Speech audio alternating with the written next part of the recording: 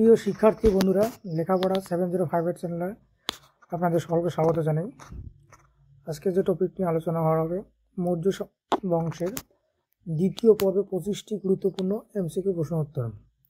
ইতিমধ্যে প্রথম পর্বে এই মৌর্য বংশেরই 25টি প্রশ্ন উত্তর তুলে ধরা হয়েছিল।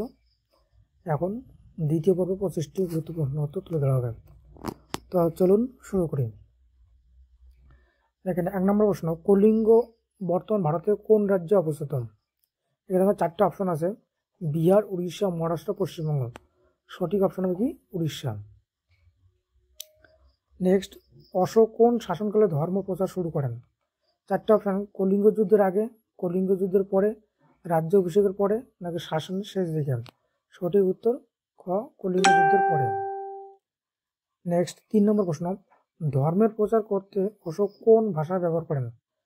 ক সংস্কৃত, খ পালি, গ প্রাকৃত, ঘ মাগধী। সঠিক অপশন গ প্রাকৃত। 4 নম্বর প্রশ্ন, অশোকের রাজ্যাভিষেক হয় ক খ্রিস্টপূর্ব 273, নাকি খ্রিস্টপূর্ব 269, নাকি গ খ্রিস্টপূর্ব 261, নাকি ঘ খ্রিস্টাব্দ 1। এক্ষেত্রে সঠিক অপশন হবে কি? খ্রিস্টপূর্ব 269। 5 নম্বর প্রশ্ন, মৌর্যদের শাসন ব্যবস্থা ছিল প্রজাতান্ত্রিক, খ একনায়কতান্ত্রিক, গ সামন্ততান্ত্রিক, ঘ কেন্দ্রীভূত সাম্রাজ্য। সঠিক অপশন ঘ কেন্দ্রীভূত সাম্রাজ্য।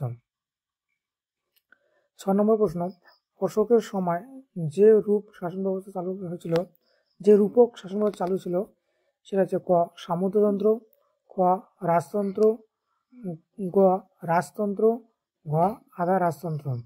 এক্ষেত্রে সঠিক অপশন হলো খ রাজতন্ত্র। 7 নম্বর প্রশ্ন, সারনাথ সিংহ স্তম্ভকে নির্মাণ করেন? ক চন্দ্রগুপ্ত, খ অশোক, গ সমুদ্রগুপ্ত, ঘ হর্ষবর্ধন। এক্ষেত্রে সঠিক অপশন হলো কি? খ অশোক। 8 নম্বর প্রশ্ন, অশোক কোন পাথরের শিলালিপি খোদাই করতেন? ক বেলে পাথর, খ মার্বেল পাথর, গ গ্রানাইট পাথর, ঘ সাদা পাথর। এক্ষেত্রে সঠিক অপশন হবে কি? ক বেলে পাথর। 9 নম্বর প্রশ্ন, সাংবিধানিক পরিষদ বলতে বোঝানো হয় ক যুদ্ধ পরিষদ, খ ধর্মীয় সভা, গ রাজসভা, ঘ সেনাপতি সভা। এক্ষেত্রে সঠিক অপশন কি? ধর্মীয় সভা। 10 নম্বর প্রশ্ন, অশোক কোন স্থানে ধর্মচক্র প্রবর্তন করেন? সাঁচি, খ সারনাথ, গ মথুরা, ঘ পাটলিপুত্র। সঠিক অপশন সারনাথ। 11 নম্বর প্রশ্ন, অশোকের দিক নির্দেশনায় সর্বপ্রথম ধর্মদূত পাঠানো হয় ক মগধে, খ তক্ষশিলায়, গ শ্রীলঙ্কায়, ঘ কাশ্মীর। সঠিক অপশন খ তক্ষশিলা। 12 নম্বর প্রশ্ন, শিলালিপির মাধ্যম হিসাবে অশোক কোন ধাতু ব্যবহার করতেন? ক লোহা, খ ব্রোঞ্জ, গ পাথর, ঘ তামা।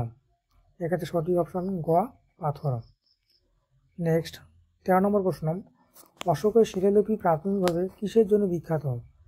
ক যুদ্ধের বর্ণনার জন্য, খ ধর্মের প্রচারের জন্য, গ রাজ্য পরিচালনার জন্য, ঘ প্রশাসনিক আদেশ। এক্ষেত্রে সঠিক অপশন খ ধর্ম প্রচারের জন্য। 14 নম্বর প্রশ্ন, অশোক কতটি শিলালিপি স্থাপন করেন বলে জানা যায়? ক 20টি, খ 33টি, গ 15টি, ঘ 100টি। সঠিক অপশন খ 33টি। 15 নম্বর প্রশ্ন, মৌর্য সাম্রাজ্যের বিস্তার সর্বাধিক হয় কার শাসনে? ক বিন্দুসার, খ অশোক, গ বৃহদ্রথ, ঘ চন্দ্রগুপ্ত। সঠিক অপশন খ অশোক। 16 নম্বর প্রশ্ন, অশোক শাসনকালে কোন শহরে বিশ্ববিদ্যালয় ছিল? ক পাটলিপুত্র, খ বারাণসী, গ রাজগৃহ, ঘ মথুরা। সঠিক অপশন পাটলিপুত্র। 17 নম্বর প্রশ্ন, অশোকের ধর্মের মূল মন্ত্র ছিল? ক অহিংসা, খ যুদ্ধ, গ রাজনীতি, ঘ ধন সম্পত্তি। সঠিক অপশন ক অহিংসা। 18 নম্বর প্রশ্ন, মহেন্দ্র সংঘামিত্রা কে ছিলেন? ক অশোকের ভাই ও বোন, খ অশোকের পুত্র ও কন্যা, গ ধর্মদূত, ঘ শিক্ষক। সঠিক অপশন অশোকের পুত্র ও কন্যা। 19 নম্বর প্রশ্ন, অশোক ধর্ম প্রচারের জন্য কোথায় বৌদ্ধ স্তূপ নির্মাণ করেন? ক সাঁচি, খ লুম্বিনী, গ কুশীনগর, ঘ বারাণসী। সঠিক অপশন ক সাঁচি। 20 নম্বর প্রশ্ন, চৌহদ্দি শব্দটি কোনটি ভাষায় ব্যবহৃত হয় মৌর্য আমলে? ক সেনাবাহিনী, খ সীমারেখা, গ সভাসদ, ঘ রাজস্ব। সঠিক অপশন সীমারেখা। 21 নম্বর প্রশ্ন, অশোকের রাজত্বে বিদেশি ধর্ম প্রচারকরা কোন ধর্মে দীক্ষিত হন? জৈন, খ বৌদ্ধ, গ হিন্দু, ঘ ইসলাম। সঠিক অপশন খ বৌদ্ধ। 22 নম্বর প্রশ্ন, মৌর্য বংশের পতন ঘটে কোন শতকে? ক খ্রিস্টপূর্ব 2য় শতকে, খ খ্রিস্টপূর্ব 3য় শতকে, গ খ্রিস্টপূর্ব 1ম শতকে। সঠিক অপশন নাকি ঘ খ্রিস্টপূর্ব 2য় শতকে। এক্ষেত্রে সঠিক অপশন কি ক খ্রিস্টপূর্ব 2য় শতকে। 23 নম্বর প্রশ্ন, শুঙ্গ বংশের প্রতিষ্ঠাতা কে ছিলেন? ক পুষ্যপুত্র শুঙ্গ, নাকি খ অগ্নিমিত্র, গ বৃহদ্রথ, নাকি ঘ বসুদেব। সঠিক অপশন ক পুষ্যমিত্র শুঙ্গ। 24 নম্বর প্রশ্ন, অশোকের যে স্তম্ভ জাতীয় প্রতীক হিসেবে গ্রহণ করা হয়েছে তা কোথায় রয়েছে? ক বোধগয়া, খ সারনাথ, গ পাটলিপুত্র, নাকি ঘ সাঁচি।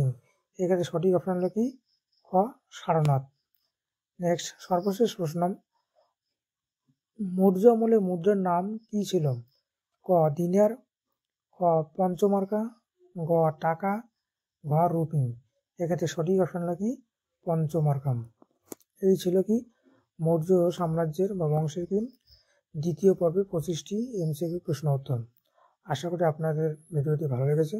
যদি ভালো লেগে থাকে অবশ্যই চ্যানেলটিকে সাবস্ক্রাইব করবেন এবং ভিডিওটি লাইক, শেয়ার এবং কমেন্ট করবেন। আর যদি পিডিএফ পেতে চান তাহলে অবশ্যই কমেন্ট করে জানাবেন। ভিডিওটি শেষ পর্যন্ত দেখার জন্য অসংখ্য ধন্যবাদ।